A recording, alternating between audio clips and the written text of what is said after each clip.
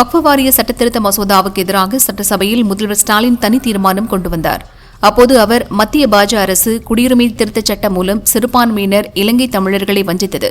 ஹிந்தியை திணித்து ஹிந்தி பேசாத மாநிலங்களை வஞ்சிக்கிறது. பாஜ ஆளாத மாநிலங்களை நிதி நெருக்கடி மூலம் வஞ்சிக்கிறது. அந்த வகையில் தற்போது வக்ஃபு வாரிய சட்டத்திருத்தம் மூலம் சிறுபான்மையின மக்களை வஞ்சிக்கிறது என்றார்.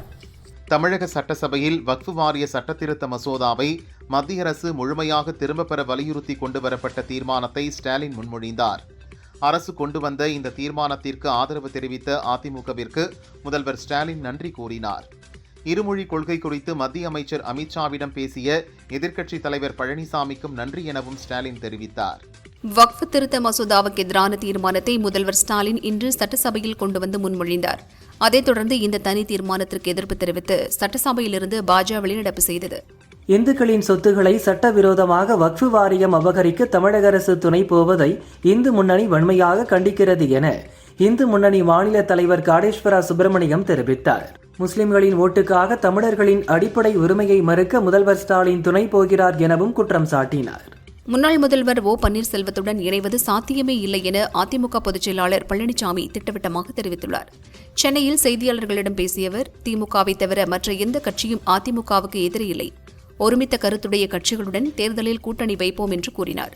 ஒற்றை தலைமை வந்தால் அனைத்து தேர்தலிலும் வெற்றி பெறுவேன் என அதிமுக பொதுச் செயலாளர் பழனிசாமி கூறினார். ஆனால் ஒரு தேர்தலில் கூட அவர் வெற்றி பெறவில்லை. பொதுச் செயலாளர் பொறுப்பிலிருந்து பழனிசாமி அவராகவே விலக வேண்டும், இல்லாவிட்டால் அவமரியாதையை சந்திப்பார் என்று முன்னாள் முதல்வர் ஓ பன்னீர்செல்வம் தெரிவித்துள்ளார். பாஜ மாநில தலைவர் அண்ணாமலை இன்று காலை திடீரென டெல்லி புறப்பட்டு சென்றுள்ளார். அங்கு உள்துறை அமைச்சர் அமித்ஷாவை சந்தித்து பேச இருப்பதாகவும் அதிமுக பாஜ கூட்டணி குறித்து ஆலோசனை நடத்த இருப்பதாகவும் தகவல் வெளியாகியுள்ளது. முதல்வர் யோகி ஆதித்யநாத் எங்களுக்கு பாடம் எடுக்க தேவையில்லை என்றும், மொழி அடிப்படையில் மக்களிடையே பிளவை ஏற்படுத்த அவர் முயற்சிப்பதாகவும் உத்தரப்பிரதேச முதல்வர் யோகி ஆதித்யநாத் பேசியதற்கு தமிழக முதல்வர் ஸ்டாலின் பதிலளித்துள்ளார். எந்த மொழிக்கும் நாங்கள் எதிரானவர்கள் அல்ல. வாக்கு வங்கி அரசியலுக்காக பேசவில்லை. இது கண்ணியம் மற்றும் நீதிக்கான போராட்டம் என முதல்வர் ஸ்டாலின் தெரிவித்தார்.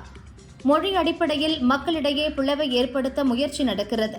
மொழி திணிப்பையும் ஆதிக்கத்தையும் எதிர்க்கிறோம்.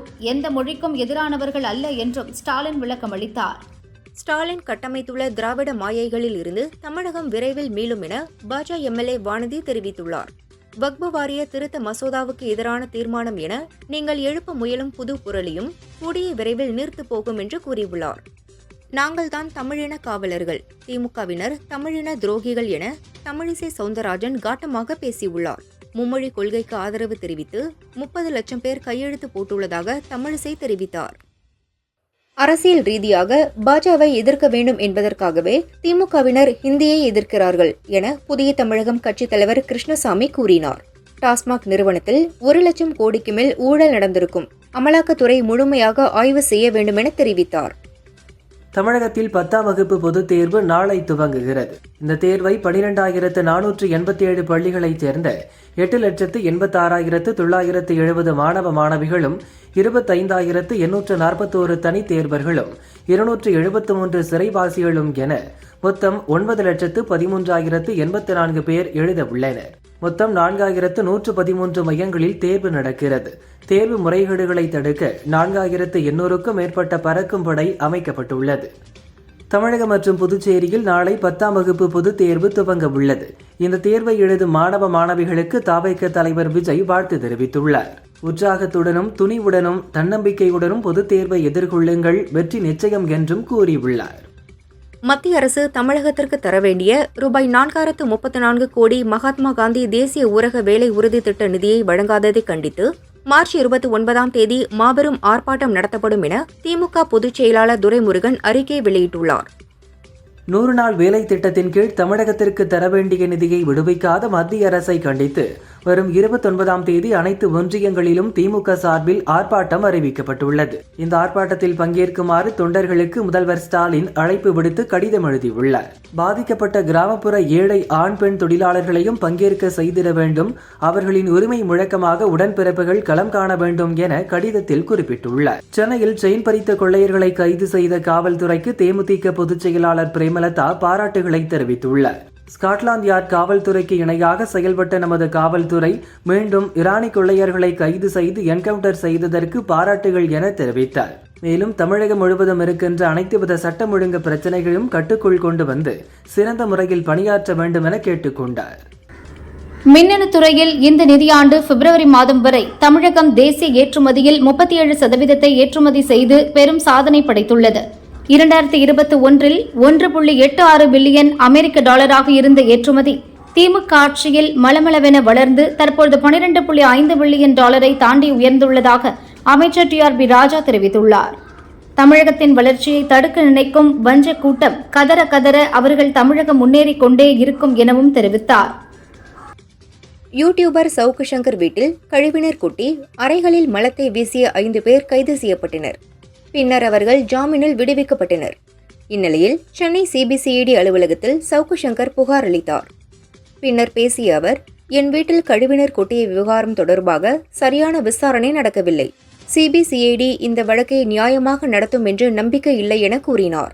சென்னையில் செயின் பறித்த கொள்ளையர்களை கைது செய்த காவல்துறைக்கு தேமுதிக பொதுச் செயலாளர் பிரேமலதா பாராட்டுகளை தெரிவித்துள்ளார். ஸ்காட்லாந்து யார்ட் காவல்துறைக்கு இணையாக செயல்பட்ட நமது காவல்துறை மீண்டும் ஈரானி கொள்ளையர்களை கைது செய்து என்கவுண்டர் செய்ததற்கு பாராட்டுகள் என தெரிவித்தார். மேலும் தமிழகம் முழுவதும் இருக்கின்ற அனைத்து வித சட்டம் ஒழுங்கு பிரச்சனைகளையும் கட்டுக்குள் கொண்டு வந்து சிறந்த முறையில் பணியாற்ற வேண்டும் என கேட்டுக்கொண்டார். தமிழகத்தை தொடர்ந்து தெலங்கானா சட்டசபையிலும் தொகுதி மறுசீரமைப்புக்கு எதிராக தீர்மானம் நிறைவேற்றப்பட்டது. மக்கள் தொகை அடிப்படையில் தொகுதி மறுசீரமைப்பை செய்யக்கூடாது என அம்மாநில முதல்வர் ரேவந்த் ரெட்டி வலியுறுத்தியுள்ளார். பிரதமர் மோடியின் அழைப்பை ஏற்று சிலி நாட்டு அதிபர் கேப்ரியல் போரி 5 நாள் பயணமாக இந்தியா வரவுள்ளார். ஏப்ரல் 1 முதல் 5 வரை இந்தியாவில் சுற்றுப்பயணம் மேற்கொள்ள உள்ளார். ஜனாதிபதி திரௌபதி முர்மு, பிரதமர் மோடி ஆகியோரை சந்தித்து இருதரப்பு உறவுகள் குறித்து பேச்சுவார்த்தை நடத்த உள்ளார். பிரதமர் மோடி கடந்த ஆண்டு ரஷ்யா சென்றிருந்த போது இந்தியாவுக்கு வருமாறு ரஷ்ய அதிபர் புடினுக்கு அழைப்பு விடுத்தார். அதை ஏற்று புடின் இந்தியா வரவுள்ளார். இருப்பினும் அவர் இந்தியாவுக்கு வரும் தேதி அறிவிக்கப்படவில்லை. உலகம் முழுவதும் அமெரிக்கா வழங்கி வந்த சர்வதேச நிதியை நிறுத்துவதாக அமெரிக்க அதிபர் டொனால்டு ட்ரம்ப் வெளியிட்ட அறிவிப்பு உலகம் முழுக்க இருக்கும் பலரின் மரணத்திற்கு காரணமாக மாறிவிடும். HIV தொற்றுகள் புதிய உச்சமடைய போகிறது என உலக சுகாதார அமைப்பு எச்சரித்துள்ளது.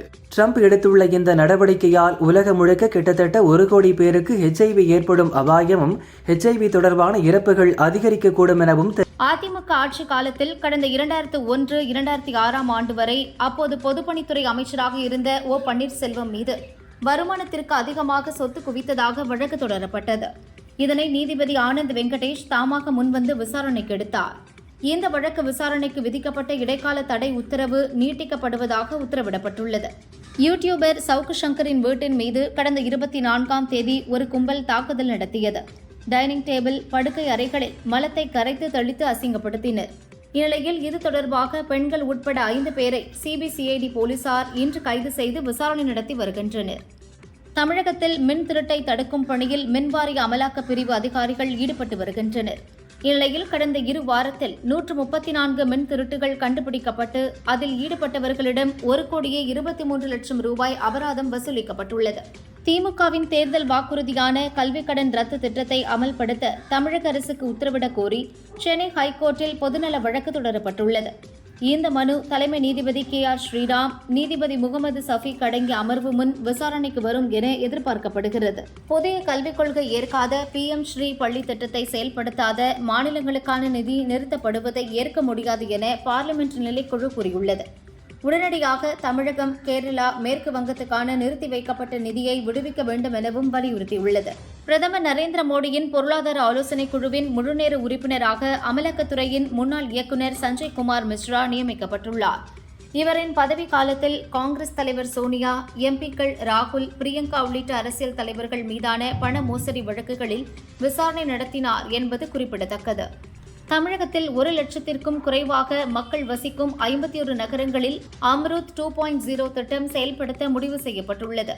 இதற்காக புதிய மாஸ்டர் பிளான் தயாரிக்கும் பணிகளில் அதிகாரிகள் ஈடுபட துவங்கியுள்ளனர். இதில் ஸ்ரீவில்லிபுத்தூர், பழனி, தென்காசி, சங்கரன்கோவில், மயிலாடுதுறை, சிதம்பரம், திருவாரூர் ஆகிய 7 கோயில் நகரங்கள் தேர்வு செய்யப்பட்டுள்ளது.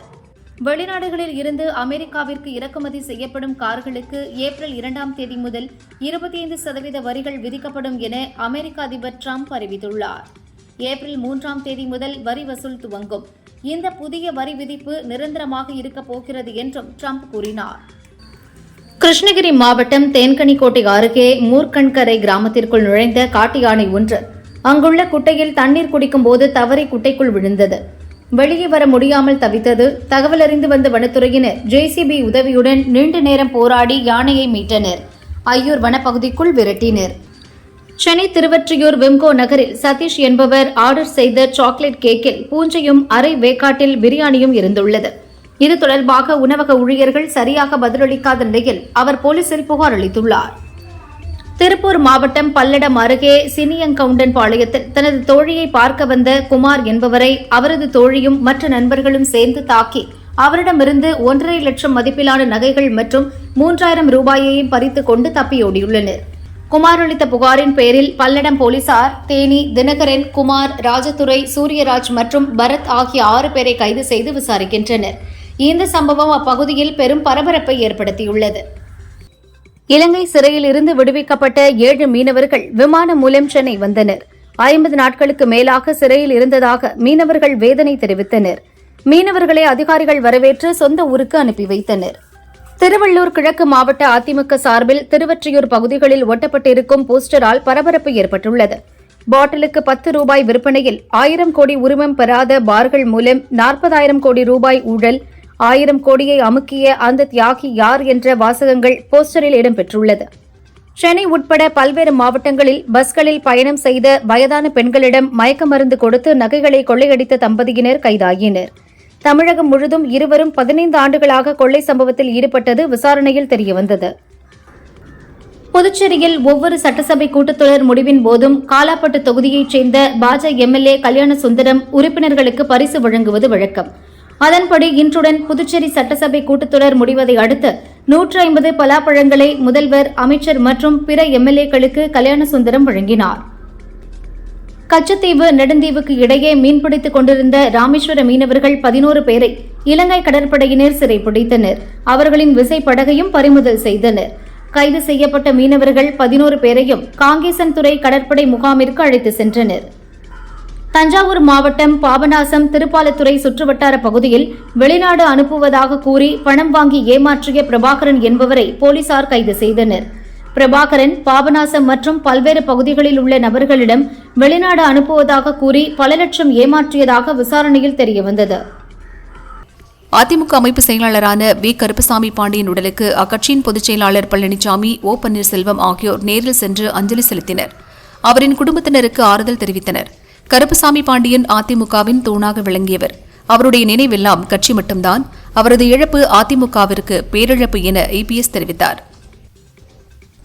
நீலகிரி மாவட்டம் குன்னூர் நகராட்சி மார்க்கெட்டில் உள்ள அலங்கார பொருட்கள் கடை அருகே திடீரென தீப்பிடித்தது. அருகில் உள்ள துணிக்கடைகள், பெயிண்ட் கடை, பேக் கடை என தொடர்ந்து அடுத்தடுத்து 23 கடைகளுக்கு தீ பரவியது. தகவலறிந்த தீயணைப்புத் துறையினர், தமிழக பேரிடர் மீட்புக் குழுவினர் நீண்ட நேரம் போராடி தீயை கட்டுக்குள் கொண்டு வந்தனர். இந்த சம்பவத்தால் மவுண்ட் ரோட்டில் வாகனங்கள் செல்ல தடை விதிக்கப்பட்டது. தீ விபத்தால் பல லட்சம் மதிப்பிலான பொருட்கள் எரிந்து நாசமானது. பள்ளிக்கல்வி பாடத்திட்டத்தில் 1 முதல் 8ஆம் வகுப்பு வரை ஏப்ரல் மாதம் இறுதித் தேர்வு அறிவிக்கப்பட்டுள்ளது. தேர்வின் போது வினாத்தாள் கசிந்தால் சம்பந்தப்பட்ட மாவட்ட கல்வி அலுவலர், தலைமை ஆசிரியர்கள் உள்ளிட்டோர் மீது ஒழுங்கு நடவடிக்கை எடுக்கப்படும் என தமிழக அரசு அறிவித்துள்ளது. சென்னை, திருவள்ளூர், காஞ்சிபுரத்தில் இன்று வெயில் சதமடிக்கும். அதேபோல் வேலூரில் இன்று அல்லது நாளை அதிகபட்சமாக 104 டிகிரி ஃபாரன்ஹீட் வெப்பம் பதிவாகும் வாய்ப்புள்ளது என தனியார் வானிலை ஆய்வாளர் பிரதீப் ஜான் கணித்துள்ளார்.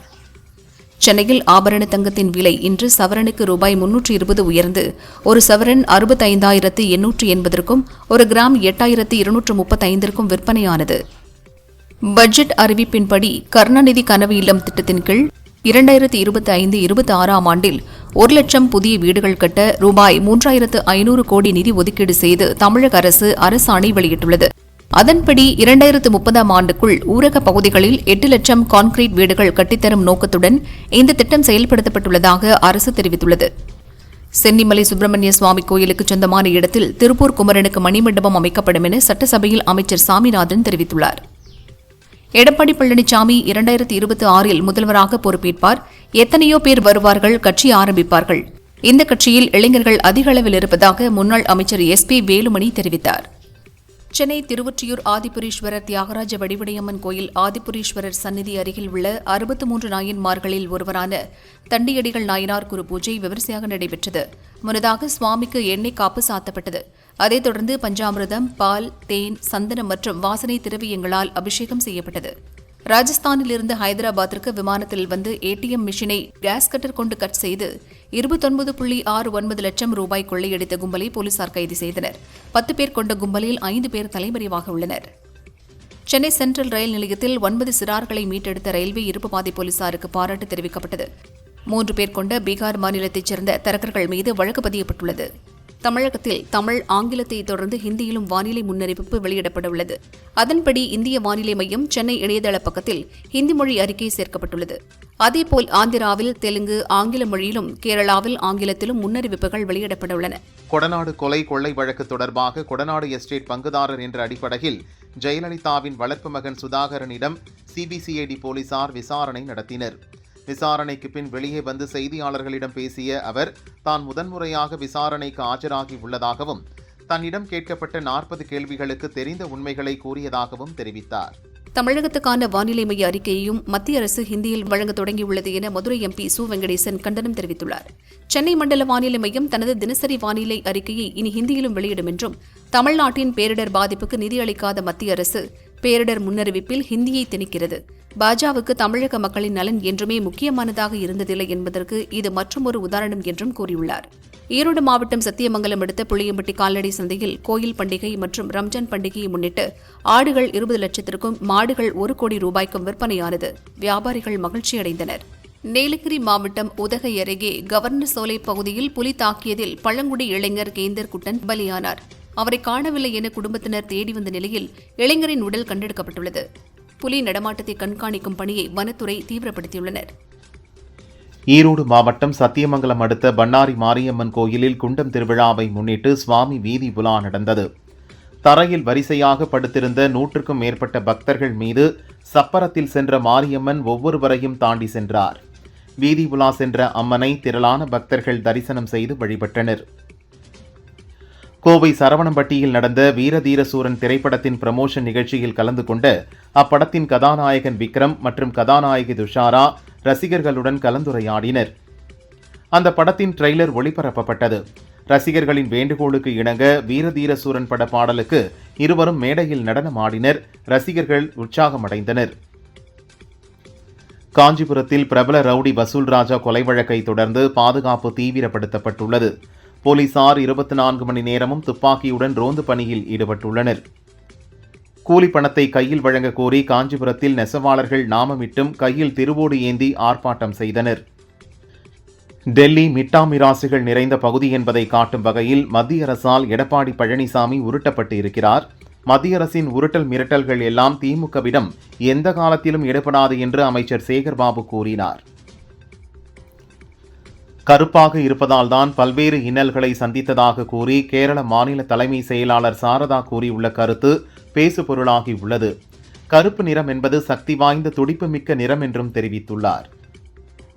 தமிழக விவசாயிகளை வஞ்சிக்கும் மத்திய அரசை கண்டித்து விவசாயிகள் சார்பில் திருச்சியில் மே மாதம் கண்டன கூட்டம் நடைபெறும் என திமுக டெல்லி சிறப்பு பிரதிநிதி AKS விஜயன் தெரிவித்தார். தமிழகம் முழுவதும் விவசாயிகளை திரட்டி மிகப்பெரிய அளவில் இக்கூட்டம் நடத்தப்படும் என்றும் சொன்னார்.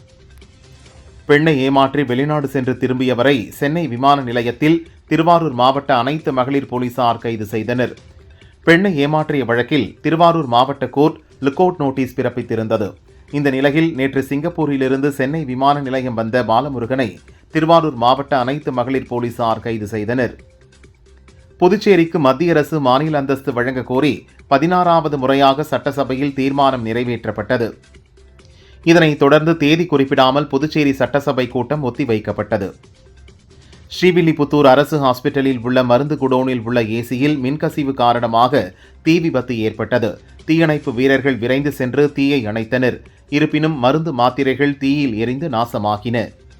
விருதுநகர் மாவட்டம் பானங்குளம் பகுதியில் பைக்கில் ஏர்கன்னுடன் சுற்றித் திரிந்த சென்னை மேடவாக்கத்தைச் சேர்ந்த ராஜேஷ் என்ற இளைஞரை போலீசார் கைது செய்தனர். தப்பி ஓடிய ஆரோக்கியஜான் என்பவரை தேடுகின்றனர். திருடும் நோக்கத்தில் இருவரும் சுற்றித் திரிந்தது விசாரணையில் தெரிய வந்தது. திண்டுக்கல் ஆரம் காலனி பகுதியில் மரியதாஸ் என்பவர் ஜெராக்ஸ் கடை வைத்துள்ளார். மின்கசிவு காரணமாக கடையில் தீ விபத்து ஏற்பட்டது. தீயணைப்பு வீரர்கள் நீண்ட நேரம் போராடி தீயை அணைத்தனர். கடையில் இருந்த ஜெராக்ஸ் இயந்திரம், ஸ்டேஷனரி பொருட்கள் எரிந்து நாசமாகின.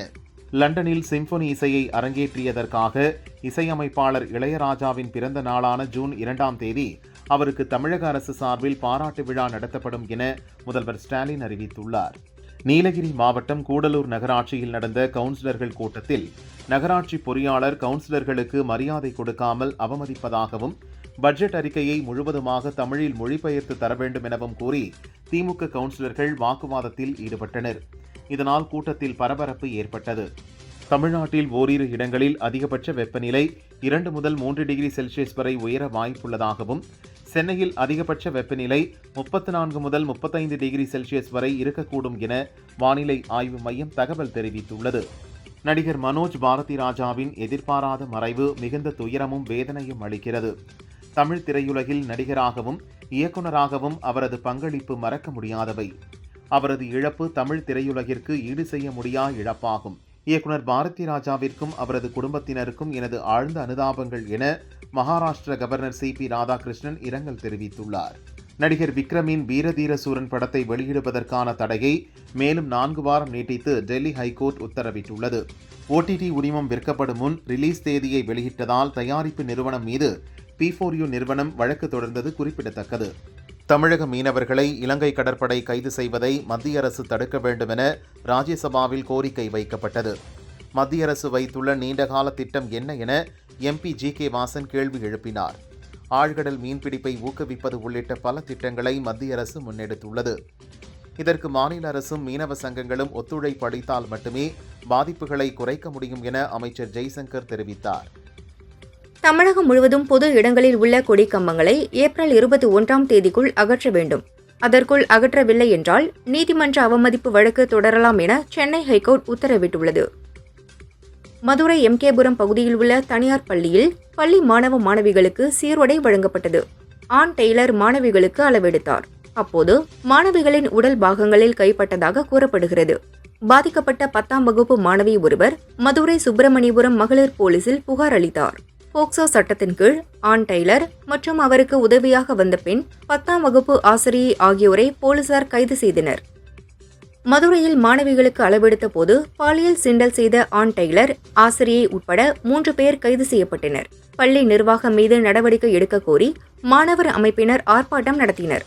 அவர்களை போலீசார் கைது செய்தனர். அசம்பாவித சம்பவங்கள் நடக்காமல் இருக்க பள்ளி முன் போலீஸ் பாதுகாப்பு போடப்பட்டது. நாமக்கல் மாவட்டம் ராசிபுரம் அடுத்த புதுச்சத்திரம் பகுதியில் வீட்டின் முன்பு நிறுத்தியிருந்த பைக்கில் இருந்து மர்ம நபர் ஒருவர் பெட்ரோல் திருடும் CCTV காட்சி சோஷியல் மீடியாவில் வைரலாகி வருகிறது. இதுபோல் பல்வேறு குற்ற சம்பவங்கள் நடந்து வருவதால் போலீசார் விரைந்து நடவடிக்கை எடுக்க வேண்டும். பெட்ரோல் திருடிய மர்ம நபர்களை கைது செய்ய வேண்டும் என போலீசாரிடம் கோரிக்கை விடுத்தனர். ராமநாதபுரம் பஸ் ஸ்டாண்ட் அருகே உள்ள ஒரு தியேட்டரில் விக்ரம் நடித்த வீரதீர சூரன் திரைப்படம் வெளியாகும் என அறிவிக்கப்பட்டது. கோர்ட் உத்தரவால் படம் வெளியாக தாமதமானது. இதற்கிடையே தியேட்டருக்கு வெளியே நடனமாடிய போது விக்ரம் ரசிகர்களுக்கு இடையே கோஷ்டி மோதல் ஏற்பட்டது. இதில் ஒருவரின் மண்டை உடைக்கப்பட்டதால் பரபரப்பு ஏற்பட்டது. போலீசார் அவர்களை சமாதானப்படுத்தி அனுப்பி வைத்தனர்.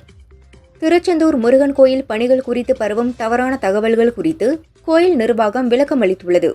300 கோடி ரூபாய் மதிப்பில் பெருந்திட்ட வளாகம் அமைக்கும் பணிகள் 2 கட்டமாக நடக்கிறது.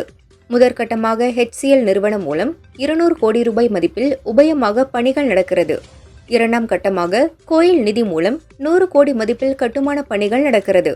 அரசாணையில் குறிப்பிடப்பட்டுள்ள நிர்வாக அனுமதி தொகையானது கோயில் நிதியிலிருந்தோ அல்லது அரசின் நிதியிலிருந்தோ வழங்கப்படவில்லை என கோயில் நிர்வாகம் தெரிவித்துள்ளது. சென்னை ஓட்டேரியில் மாவா விற்பனையில் ஈடுபட்ட 2 பெண்கள் உட்பட 3 பேர் கைதாயினர்.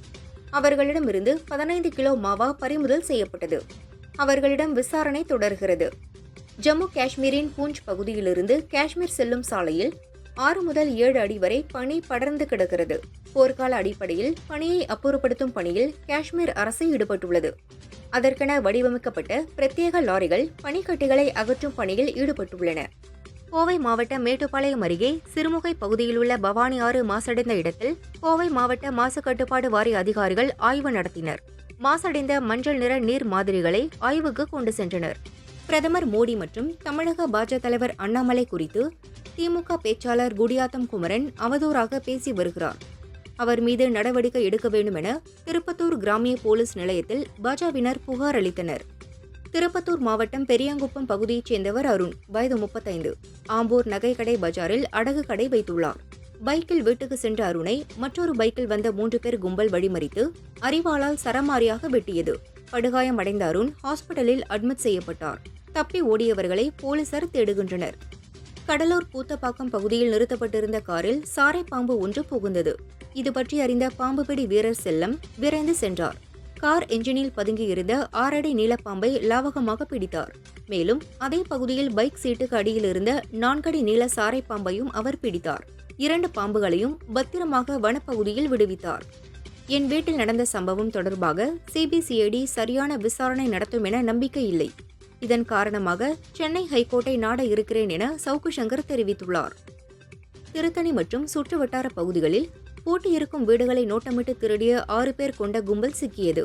அவர்களிடமிருந்து 26 சவர நகை, 1 கிலோ வெள்ளி மற்றும் பைக்குகள் பறிமுதல் செய்யப்பட்டன.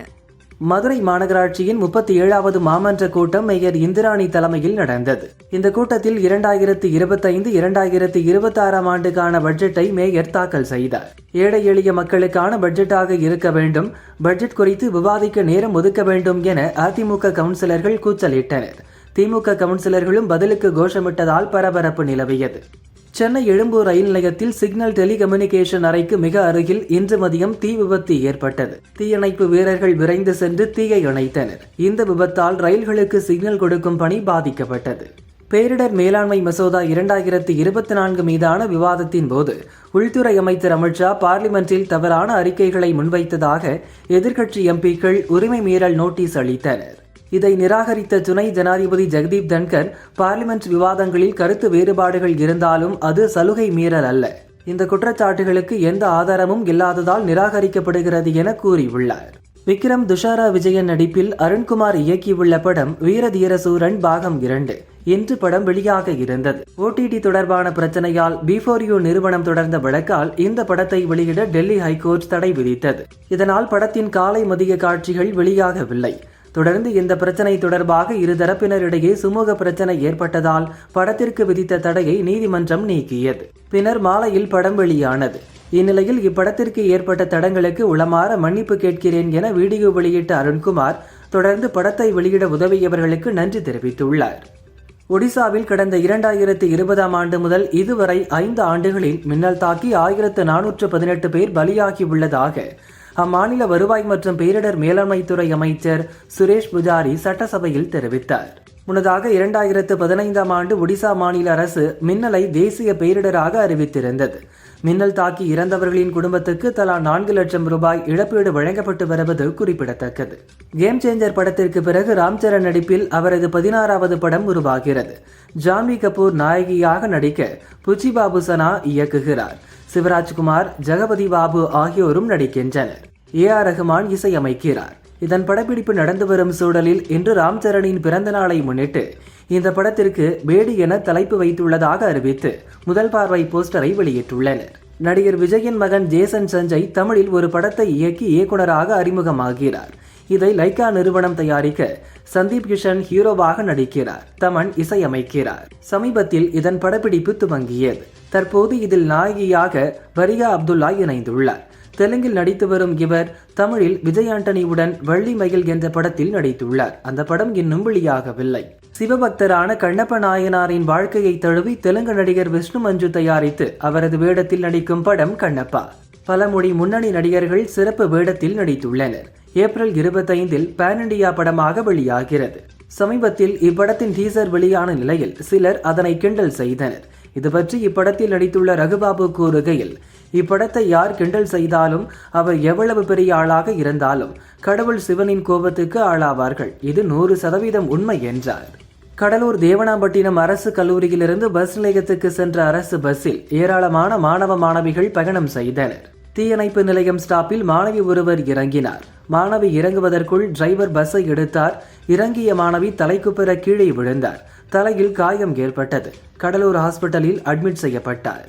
திருவாரூர் மாவட்டத்தின் பல்வேறு பகுதிகளில் திடீரென பயங்கர வெடி சத்தம் கேட்டது.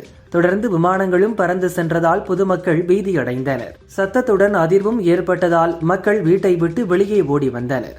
இந்திய விமானப்படை வீரர்கள் மேற்கொண்ட பயிற்சி காரணமாக சத்தம் எழுந்ததாக மாவட்ட கலெக்டர் மோகனச்சந்திரன் விளக்கமளித்துள்ளார். தமிழக மீனவர்கள் விவகாரத்தில் தற்போது நிலவும் சூழ்நிலைக்கு கடந்த 1974 மற்றும் 1976 எடுக்கப்பட்ட முடிவுகளே மூல காரணம் என மத்திய வெளியுறவுத்துறை அமைச்சர் ஜெய்சங்கர் கூறியுள்ளார். மீனவர் விவகாரத்தை மனிதாபிமான அடிப்படையில் கையாள வேண்டும் என இலங்கை அரசை வலியுறுத்தி வருகிறோம் என்றும் தெரிவித்துள்ளார். ரஷ்ய அதிபர் புட்டின் விரைவில் மரணமடைவார், அதன் பிறகு போர் முடிவுக்கு வரும் என உக்ரைன் அதிபர் ஜெலன்ஸ்கி கூறியுள்ளார். அமெரிக்காவும் ஐரோப்பாவும் ஒற்றுமையாக இருந்து புட்டினுக்கு நெருக்கடி கொடுக்க வேண்டும். ஐரோப்பா அமெரிக்கா கூட்டணியை பார்த்து புட்டின் பயப்படுகிறார் என்றும் தெரிவித்துள்ளார்.